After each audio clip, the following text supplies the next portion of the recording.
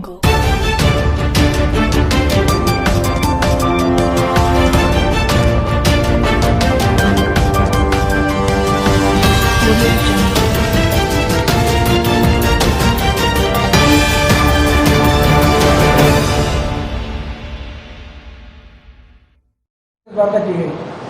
से ही वार्तालाप मैं यहाँ गोविंददास बालिका शिक्षा कल्याण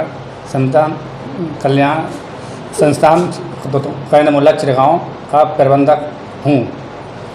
और मेरा भाई है पृथ्वीपाल सिंह राजपूत, वो उसने 14/4/2014 को उसने त्यागपत्र दे दिया था।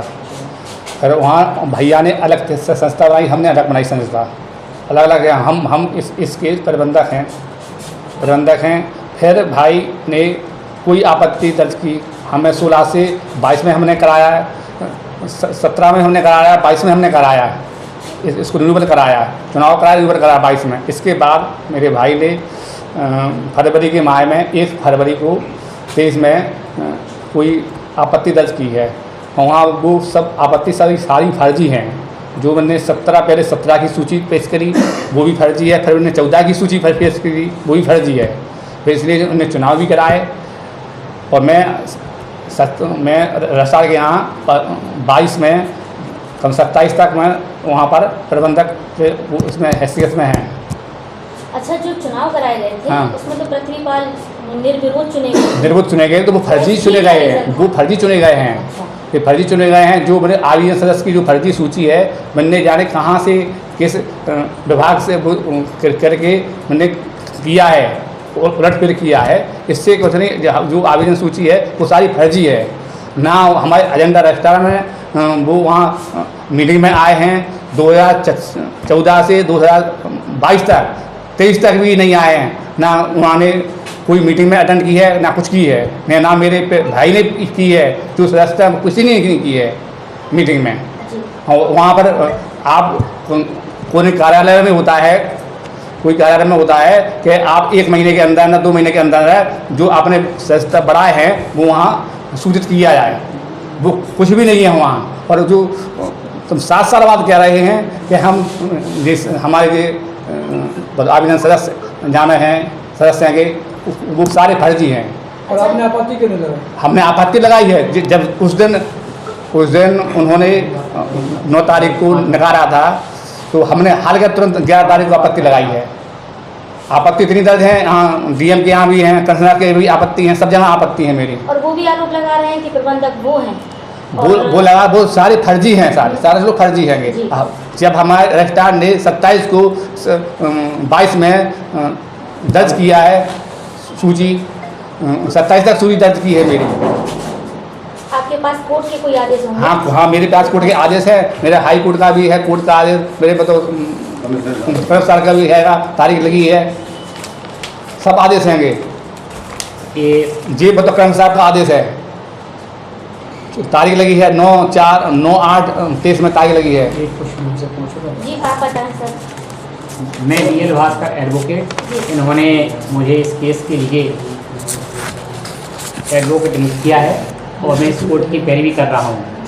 जहाँ तक मैंने इसका अध्ययन किया है उससे स्पष्ट होता है कि रूप सिंह जी ही इस विद्यालय के प्रबंधक हैं, क्योंकि 2016-17 में इन्होंने रजिस्ट्रार विभाग से नवीनीकरण कराया, उसमें ये है।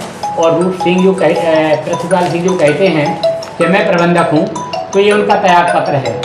इन्होंने 14/4/2016 को त्यागपत्र दिया और त्यागपत्र देने के बाद इन्होंने अलग संस्था बनाई और अलग संस्था में प्रबंधक हैं जी, और अलग विद्यालय चला रहे हैं। 16 में प्रबंधक समिति द्वारा रूप सिंह को प्रबंधक नियुक्त किया। इन्होंने 5 साल तक कार्य किया। इनकी ईमानदारी को देखते हुए 2022 में जब कार्यकाल पूरा हो गया तो पुनः समिति ने इनको प्रबंधक बनाया और इन्होंने रजिस्ट्रार विभाग से ये दोबारा नवीनीकरण कराया। ये उसका प्रमाण पत्र है जो 27 तक वैलिड है। इसमें लिखा हुआ है स्पष्ट रूप से कि 11/12/2022 से 5 वर्ष की अवधि के लिए नियमित किया गया, जिसमें एक प्रबंधक हैं। अब रही पृथ्वीपाल सिंह की बात, तो पृथ्वीपाल सिंह ने 1 फरवरी 2023 को एक 17 लोगों की सूची बनाई जो फर्जी है, और उसमें उन्होंने कहा कि 2013 से जो हमारे मेंबर हैं, जबकि ना तो विभाग में रजिस्ट्रार विभाग में उसका रिकॉर्ड है और ना ही इनके रजिस्ट्रों में है। कोई इंदौर का है, कोई विदिशा का है, सब जगह के इन्होंने बनाए। हमने आपत्ति में कहा है, रजिस्ट्रार के यहाँ भी कहा, कौन साहब के यहाँ, कि श्रीमान जी इनको मेंबरों को बुलाइए, इनका रिकॉर्ड देखिए तो सच्चाई उजागर हो जाएगी।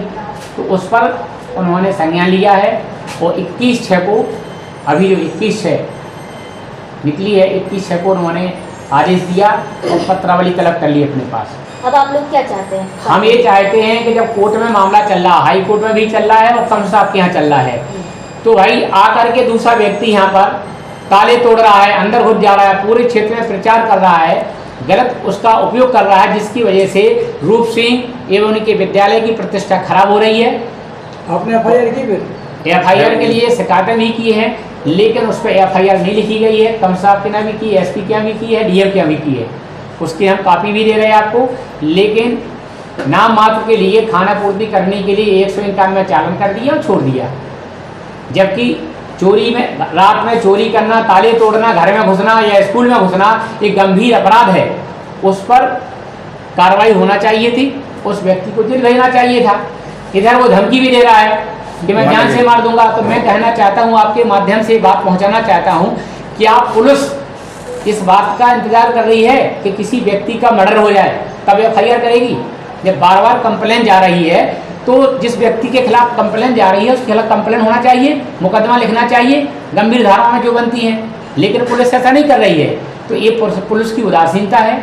इसलिए मैं आपके माध्यम से इस बात को उजागर करना चाहता हूँ सारे साक्ष्यों के साथ कि जब तक कोर्ट का निर्णय नहीं हो जाता सही गलत का, जब तक किसी को अधिकार नहीं है उसमें हस्तक्षेप करने का, और अगर कोई करता है तो वो अपराध है। जो घटना हुई है, आपने चोरी की घटना कही है, हाँ। तो ये कहीं इसका साक्ष्य है क्या आपके साथ? बिल्कुल, वीडियो कैमरे लगे हुए हैं वीडियो स्कूल कैमरे में, उसमें पूरा रिकॉर्ड है और इनके पास मौजूद है, आप ले सकते हैं। और उसमें बाकायदा ताले तोड़ते हुए दिखाई दे रहे हैं और स्कूल में घुसते हुए दिखाई दे रहे हैं।